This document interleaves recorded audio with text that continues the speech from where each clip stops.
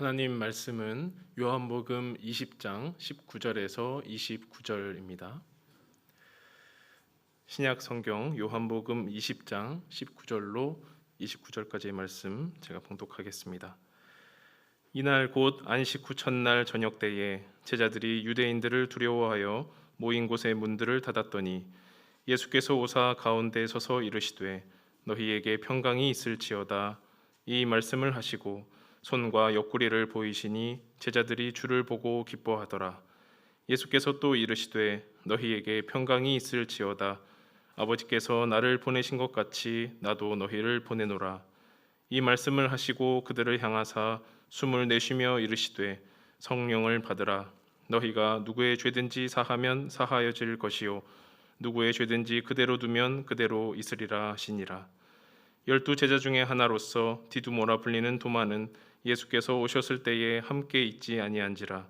다른 제자들이 그에게 이르되 우리가 주를 보았노라 하니 도마가 이르되 내가 그의 손에 못자국을 보며 내 손가락을 그 못자국에 넣으며 내 손을 그 옆구리에 넣어보지 않고는 믿지 아니하겠노라 하니라.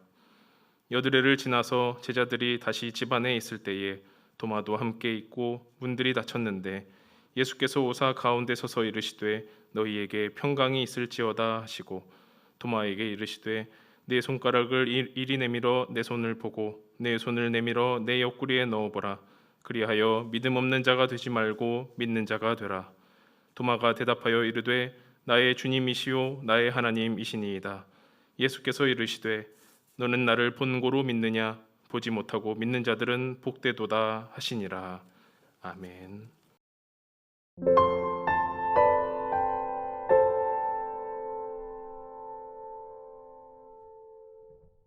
자, 여러분 편안하셨습니까? 네, 어느 곳에서 예배드리시든지 우리 주님께서 우리와 함께 하시기를 간절히 소망합니다. 여러분 그 인도를 아실 텐데요.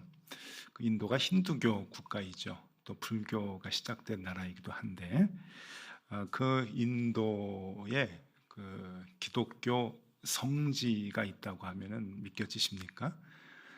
그래서 인도에 성지 순례를 꽤 갑니다.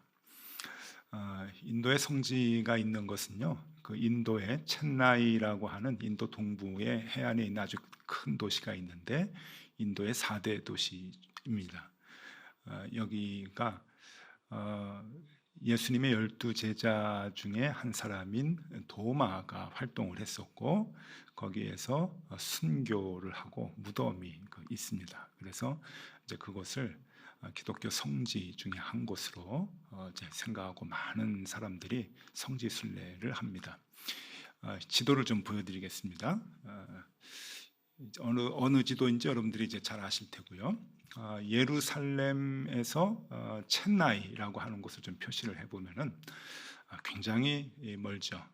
제가 구글링을 해봤습니다. 설교 준비하면서 봤더니 6,515km.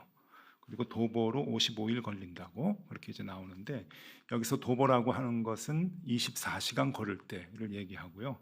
1시간당 5km를 걸을 때 이제 55일 만에 갈 수가 있는데 지금은 그 최적화된 그 도로를 기준으로 해서 이제 잡은 거고요. 예전에 무슨 도로가 있겠습니까? 대부분 사막을 건너고 이제 가는 건데 이제 그렇게 될 경우에 뭐 1년 안에 못 갔으리라 봅니다. 가다가 쉬고 하면은 한 해 두 해 걸려서 인도의 서부 서해안도 아니고 동해안 지역에 가서 복음을 전한다고 하는 것은 굉장히 힘든 일이었죠. 그래서 예수님의 제자들과 또 그 초대교회 당시 사도들 사이에서도 제일 먼 곳으로 가서 복음을 전하다가 순교한 사람이 바로 도마다 그렇게 이제 알려져 있죠. 꽤 오래 전에 저도 의료 선교를 하기 위해서 의사 선생님들하고 첸나이를 이제 방문한 적이 있는데 그 첸나이의 도심에 그 도마 성당이 있습니다. 산토메 성당이라고 사진 한번 좀 보여드리면요, 거기 분들이 굉장히 사랑하는 뭐 유적지 같이 이렇게 생각을 하는 그러한 그 성당이어서 아주 관리를 잘하고 또 관광객들도 굉장히 많이 오는 곳인데 저희가 왜 유명한가 하면 저곳이 도마의 무덤 위에 세워진 이제 성당이기 때문에 그렇습니다. 그래서 저 안에 들어가면 맨 앞에 강단 쪽에 도마의 무덤이 있습니다. 저렇게 무덤이 있고 순례객들이 와가지고 기도도 많이 하고 가고 그러는데 저게 도마가 아니고요, 밀랍 인형이에요. 그리고 저 밑에 도마의 관이 있다. 이제 그렇게 이제 얘기들을 하는데 진짜 있는지 없는지는 모르겠습니다. 어쨌든 저게 이제 예배당이 세워지고 이제 그곳에서 이제 도마를 기념을 하는 그런 그 곳인데 이 그 첸나이에 가면은요. 그래서 도마에 그 이렇게 다녔던 곳들이 굉장히 많이 있고 성지로 다 이렇게 지정을 해놨는데 특별히 도마가 도망 다니면서 숨어 살면서 기도를 했던 도마 동굴이라고 하는 곳이 있는데 한번 보면은요. 여기도 이 동굴 위에 이제 예배당을 또 세워놨어요. 그래서 지하로 이렇게 내려가면 저 동굴이 있는데 저 동굴이 특별한 것은 도마가 기도를 했다고 하는 기도 반석이 있습니다. 사진을 보여드리면요. 도마가 너무 기도를 많이 해가지고 이게 팔을 대고 있었던 곳이 움푹 파였어요. 그래서 그 관광객들이 순례객들이 다 한 번씩 이렇게 기도를 합니다. 어떻게 기도하냐면요. 저렇게 이제 팔을 이렇게 올려놓고 이제 기도를 하고 사진을 찍고 그러는데 도마가 기도를 해서 이게 패인 건지 그 뒤에 순례객들이 와가지고 한 번씩 이제 앉아가지고 패었든지는 잘 모르겠지만 어쨌든 가톨릭은 이렇게 그 홍보를 이렇게 잘 해요. 저도 이제 저기에 가봤었는데 저건 제 사진은 아니고요. 제가 기도를 했을까요, 안 했을까요? 예, 저도 줄 서가지고 했습니다. 하고 사진도 찍었는데 지금 그 사진이 어디 갔는지 모르겠어요. 하도 오래돼서. 이렇게 이제 도마가 첸나이에 가서 정말 어려운 그 선교 활동을 하고 그쪽에 가면은 이제 구전으로 내려오는 게 교회를 7개 세웠다라고 7개 교회가 있어요.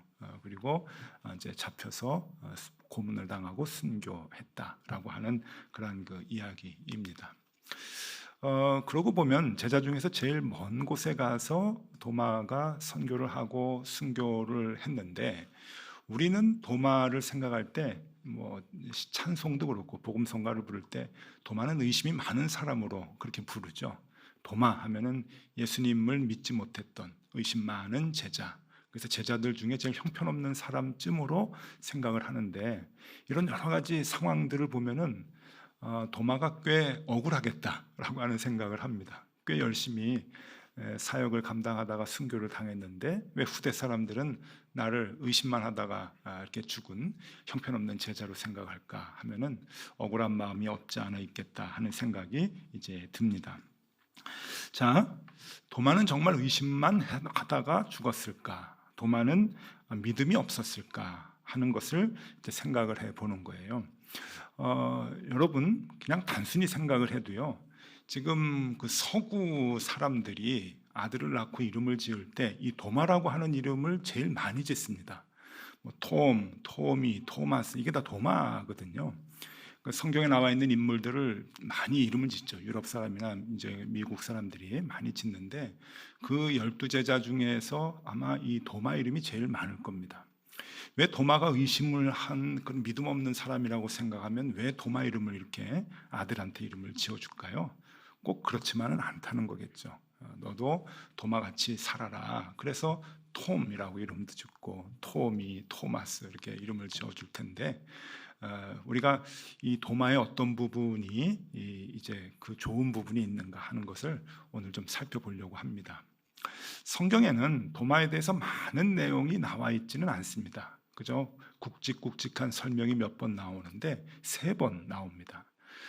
오늘 본문 우리 목사님이 읽어주신 오늘 본문 그러니까 손가락을 넣고 눈으로 확인하고 그래서 이제 믿음 부활하신 예수님을 믿었던 이 도마의 모습은 3번째 얘기로 나옵니다.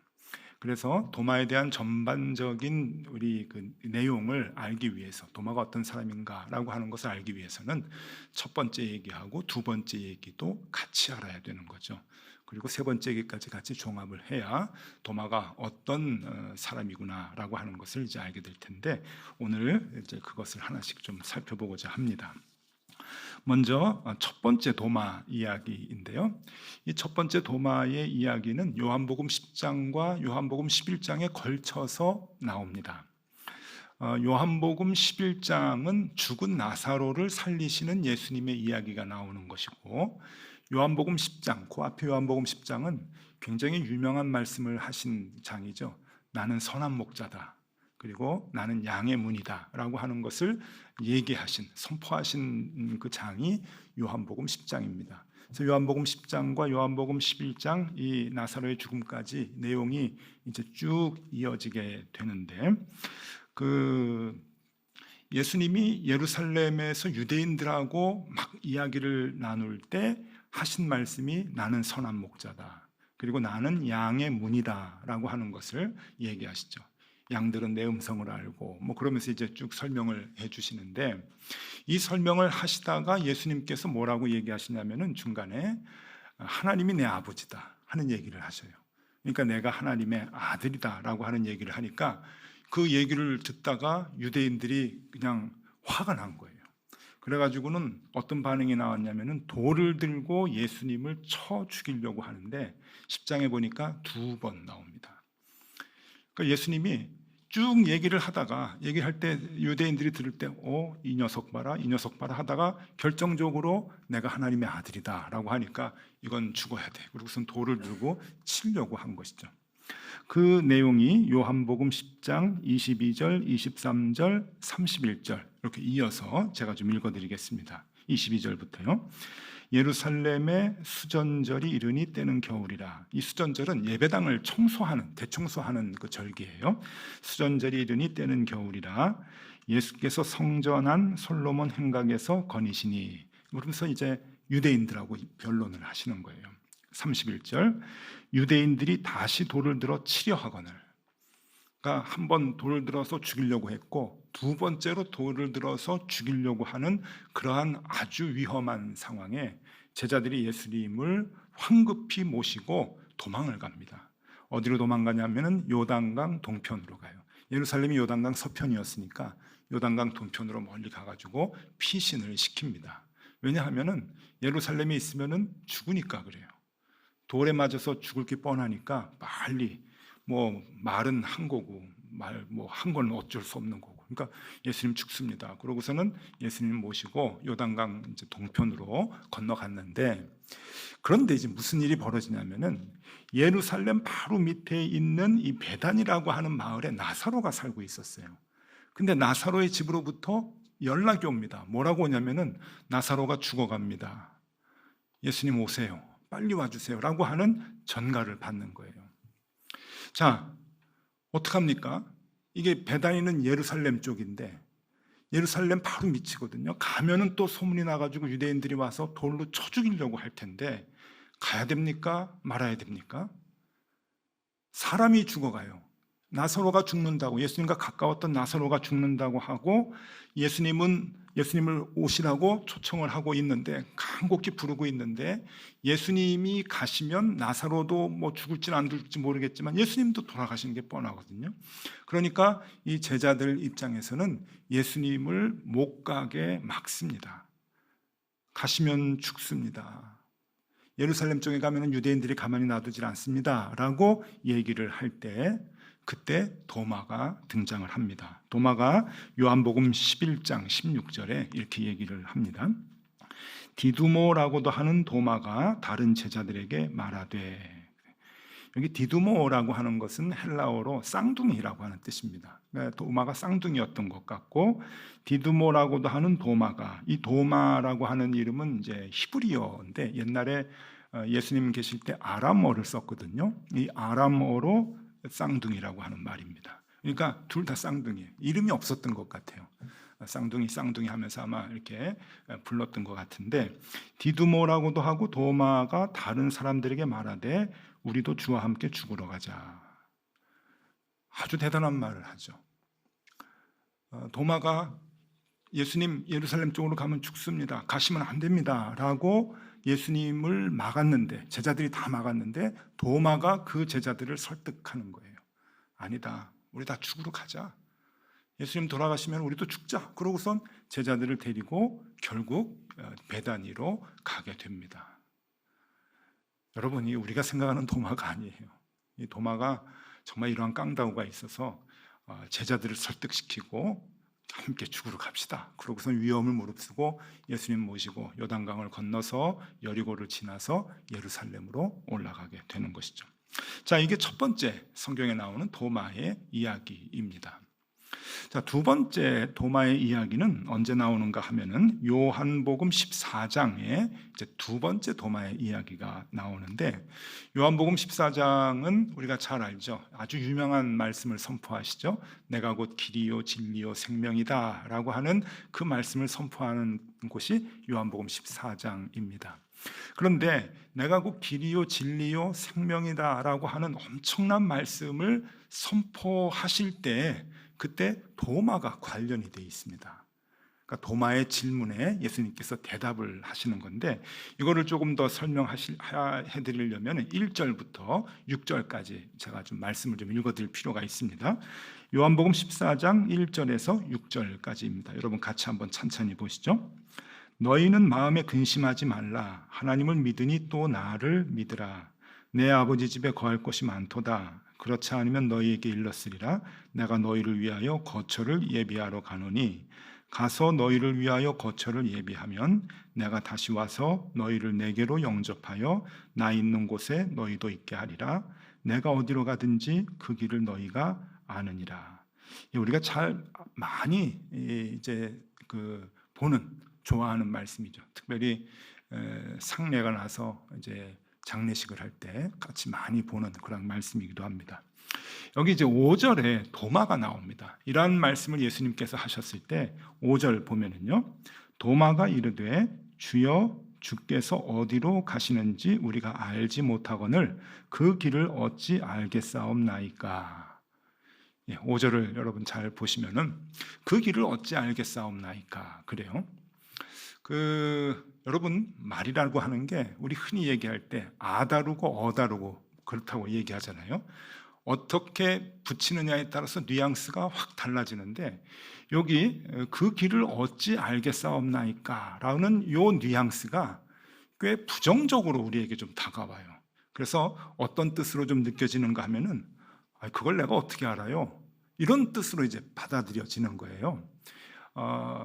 주께서 어디로 가시는지 우리가 어떻게 합니까? 우리가 그걸 어떻게 합니까? 우리가 관계없어요. 이렇게 받아들여질 수 있는 뉘앙스인데, 이게 헬라어 원문을 보면은 조금 다릅니다. 원문을 그대로 직역을 하면은 요 맨 끝에 그 길을 어찌 알겠사옵나이까가 이렇게 번역이 됩니다. 직역을 해드릴게요. 어떻게 해야 그 길을 알 수 있겠습니까? 이 뜻이에요. 그러니까 5절을 다시 한번 원문대로 읽어드리면 이렇습니다. 도마가 이르되 주여 주께서 어디로 가시는지 우리가 알지 못하거늘 어떻게 해야 그 길을 알 수 있겠습니까? 그러니까 아주 긍정적으로 가르쳐달라고 하는 의미의 말씀이죠. 주님 가시는 길 우리가 모르죠. 그런데 알려주십시오. 그럼 우리도 그 길을 가겠습니다 라고 하는 대답을 했을 때 예수님께서 6절의 말씀을 하시는 거예요. 그 답을 주시는 거죠. 예수께서 이르시되 내가 곧 길이요 진리요 생명이니 나로 말미암지 않고는 아버지께로 올 자가 없느니라. 그 길을 알려주시는 거예요. 어떻게 해야 우리가 그 길을 알 수 있겠습니까? 하니까 그 길을 알려주시는 거죠. 그러니까 여기에서 보면은 도마는 이 부정적으로 우리가 관계없습니다. 가든지 마시든지 하세요. 우리는 알 바 아닙니다 라는 그 대답을 한 것이 아니라, 주님 어디로 가시는지 그 길을 알려주시면 나도 같이 가겠습니다 라고 하는 간절한 마음을 가지고, 사모하는 마음을 가지고 주님을 대했다고 하는 것이죠. 여러분 요 바로 뒤에 보면은 빌립이 나와요. 빌립하고 도마하고 지금 이게 대조를 해주는데, 빌립은 예수님께로부터 책망을 받게 됩니다. 요한복음 14장 8절과 9절 말씀을 보면은요, 빌립이 이르되 주여 아버지를 우리에게 보여주옵소서 그리하면 족하겠나이다. 그러니까 빌립은 정말 하나님께로 가는데 하나님을 보여달라, 안 보이는데 보여달라지 그러는 거예요. 그래서 9절에 주님께서 책망을 하시죠. 예수께서 이르시되 빌립아 내가 이렇게 오래 너희와 함께 있으되 내가 나를 알지 못하느냐? 나를 본 자는 아버지를 보았거늘 어찌하여 아버지를 보이라 하느냐. 정작 의심이 많은 사람은 도마가 아니고 빌립인 거예요. 이렇게 의심을 한 그 빌립을 예수님께서는 책망하시고 도마의 대답에 대해서는 대답을 해주시는 거예요. 그 질문에 대해서는 끝까지 가고 싶으냐? 길을 보여주겠다 하면서 내가 곧 길이요 진리요 생명이다 라고 하는 것을 얘기해 주고 계시는 거죠. 그러니까 이 도마는 빌립처럼 그러한 의심을 한 것이 아니라 주님을 너무 간절히 사모하고 그리고 주님을 좋아해서 주님이 알려만 주시면 죽는 곳까지도 같이 가겠습니다 라고 하는 그 고백을 했던 사람이죠. 예루살렘 돌을 들고 그 사람들이 예수님 기다려요. 같이 죽읍시다. 그러고 쫓아갔던 사람이고, 그리고 주님이 어디로 가든지 길만 알려주시면 나도 함께 가겠습니다 라고 그렇게 주님께 고백을 했던 제자, 그 제자가 바로 도마라고 하는 겁니다. 아들 낳으시면 토마스라고 이름을 지을 만합니다. 괜찮습니다. 톰이라고 이름을 붙여도 괜찮습니다. 자, 그리고 나서 세 번째 에피소드가 바로 오늘 본문 말씀이에요. 자, 그러면 오늘의 본문 말씀은 왜 이 도마가 예수님을 믿지 못하는 것으로 보여지느냐? 여러분 이 문맥을 잘 이제 보셔야 됩니다. 부활하신 예수님이 제자들에게 처음으로 나타나는데 성경을 보면은 제자들에게 나타나셔서 손의 못자국과 옆구리의 창자국을 제자들이 보여달라고 얘기하지 않았는데 예수님이 먼저 보여주셨습니다. 이게 중요해요. 누구도 거기에 대해서 얘기 안 했는데 예수님이 먼저 보여주셨다고 나와요. 오늘 본문 말씀 19절 20절 말씀입니다. 이날 곧 안식 후 첫날 저녁 때에, 그러니까 예수님이 막 부활하시고 난 뒤죠. 제자들이 유대인들을 두려워하여 모인 곳에 문을 닫았더니, 제자들은 아직도 잡히면 죽을 거라고 생각을 해서, 예수님이 며칠 전 돌아가셨으니까, 잡혀서 죽었으니까 자기네들도 잡으러 올 거라고 생각을 해서 모여 있는 곳에서 문을 걸어 잠그고 숨죽이고 숨어 있었던 거예요. 누가 문 두들기면 문을 열어주겠습니까? 지금 그렇게 두렵고 떨리는 상황 가운데 그때 예수님이 들어오시는 거죠. 문을 닫았더니 예수께서 오사 서서 이르시되 너에게 평강이 있을지어다. 이 말씀을 하시고 손과 옆구리를 보이시니, 제자들에게 마음의 안심을 취하라고, 나는 너희들을 잡으러 온 유대인들, 군인들, 로마의 군인들이 아니다. 그러면서 내가 너희 선생님 예수다라고 하면서 보여주시는 겁니다. 그러니까 이게 이제 무슨 뜻이냐면은, 남자분들은 군대 다녀오신 분들은 아실 거예요. 이게 지금 보초 쓰는 사람하고 암구어 하는 거하고 똑같습니다. 보초 쓸 때 자기네 편들끼리 서로 알아보는 암구어 하거든요. 암구어 중에서 제일 많이 쓰는 예화는 역시 화랑, 담배입니다. 이렇게 보초를 쓰고 있다가 누가 부스럭거리면 껌껌할 때 총을 겨누고 화랑 그러죠. 그럼 저쪽에서 담배, 이제 그러면은 이제 같은 편인 거예요. 그거를 이제 매일매일 짜는 거예요. 그래서 그 대답을 하면은 같은 편이고, 그 대답을 못하면 적으로 총을 쏘는 거죠. 이것과 마찬가지로 예수님이 지금 두려워하는 제자들에게 나타나셔서 손을 보여주시고 옆구리를 보여주시는 것은 우리가 같은 편이다, 내가 정말 너희들의 선생님이다 라고 하는 것을 보여주시는 거죠. 그래서 20절에 보니까 이 말씀을 하시고 손과 옆구리를 보이시니 제자들이 주를 보고 기뻐하더라. 안심을 하는 거예요. 그리고 기뻐하는 거죠. 근데 문제는 그 자리에 도마가 없었어요. 그 도마가 없었으니까 제자들이 나중에 도마에게 가가지고, 야, 예수님이 오셨어, 손의 못자국과 옆구리의 창자국을 우리가 봤어 라고 도마에게 얘기를 하는 거예요. 우리가 첫 번째, 두 번째 얘기를 보면서 도마가 예수님을 얼마나 사랑했는지 아시죠? 누구보다도 시리에 빠졌던 도마였을 거고, 누구보다도 주님을 다시 만나고 싶어 했을 도마였을 거예요. 그런데 자, 여기에서 이런 상황에서 도마가 지금 예수님께서 부활하셨다는 얘기를 믿지 못합니다. 25절 말씀이에요. 25절 말씀 읽어드릴게요. 다른 제자들이 그에게 이르되 우리가 주를 보았노라 하니 도마가 이르되 내가 그의 손에 못자국을 보며 내 손가락을 그 못자국에 넣으며 내 손을 그 옆구리에 넣어보지 않고는 믿지 아니하겠노라 하니라. 지금 이런 상황에서 도마가 이 얘기를 하는 거예요. 그럼 여쭤보겠습니다. 도마는 지금 예수님의 부활을 믿지 못한 걸까요? 제자들이 전한 말을 믿지 못한 걸까요? 문맥을 보면 동료 제자들의 말을 지금 믿지 못하는 거죠. 부활하신 무슨 예수님이 부활을 해? 그 얘기가 아니고 자기가 없었을 때 예수님이 나타나셔서 손과 옆구리의 모습을 보여주셨다고 제자들이 얘기를 하는데 그 친구들의 말을 지금 믿지 못하는 거예요. 그래서 그 친구들에게 내가 직접 보지 않고는 나 믿지 못할 것 같아. 내가 주님 얼마나 좋아하는데, 그 주님 얼마나 사모하는데, 주님 다시 만났으면 참 좋겠는데 너희들 말로는 안 될 것 같아. 내가 직접 봐야 될 것 같아 라고 하는 그 느낌의 얘기를 여기서 해주고 있는 거죠. 그러니까 우리가 단순히 믿지 못해, 예수님이 나타나셔도 정말 확인 사살을 하기 전까지 믿지 못했던 그러한 멍청한 도마의 얘기가 아니다라고 하는 것이죠. 정말 확인하고 싶어하는, 주님이 그렇게 사랑하는 주님이 다시 살아나신 것을 확인하고 싶어하는 그러한 그 도마의 마음이, 간절한 그 마음이 이 말씀 속에 담겨져 있다고 볼 수가 있는 것이죠.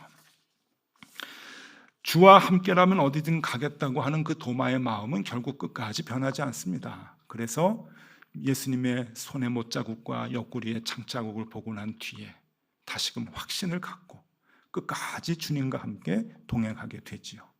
그래서 가장 먼 곳 인도의 첸나이까지 가서 복음을 전하다가 순교하는 그러한 인생을 살게 됩니다. 그래서 여러분, 오늘 그 도마를 보면서 우리가 같이 나누고 싶은 이 주제는 도마의 의심은 예수님에 대한 사랑의 강한 표현이다라고 하는 것이죠. 간절한 사랑으로 인해서 나타나는 현상이다. 의심이라고 하는 것은 여러분 잘못된 게 아닙니다. 우리가 신앙생활을 하면서 늘 의심을 갖고 살아가는 거죠. 여러분, 목사인 저는 의심을 안 할 것 같습니까? 아닙니다. 안 하는 척하는 거지. 저도 매일매일 하나님을 의심합니다.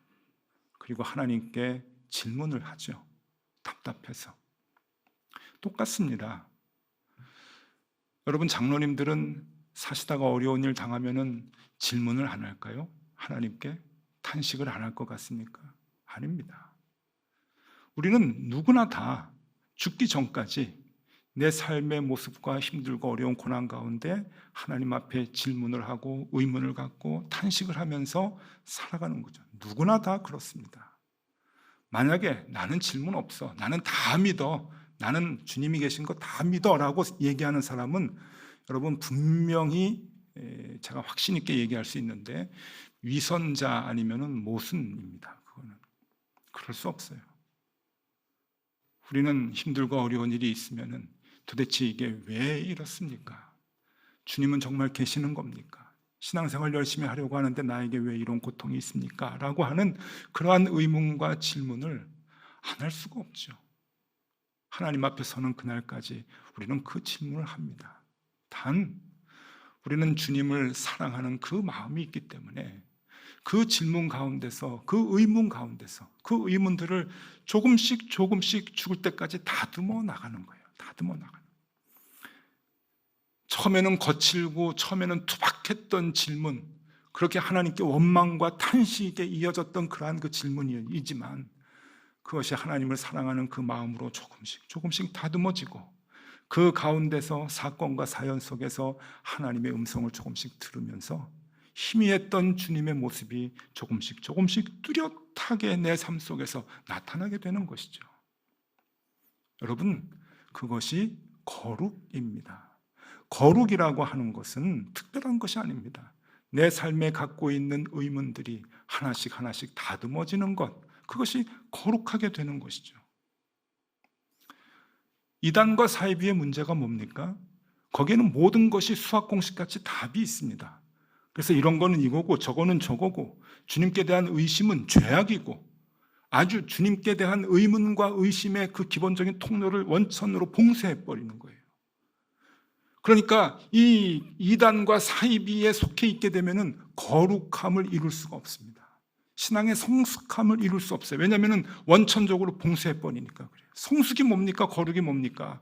그 의문들을 하나씩 하나씩 해결해 나가면서 내가 주님 안에서 뿌리 깊은 사랑을 갖고 있는 것이 거룩한 거 아니에요. 그게 성숙이잖아요. 이단과 사이비 같은 잘못된 그 가르침에서는 그것을 용납을 하지 않습니다. 그러니 신앙이 천박하게 되는 것이죠.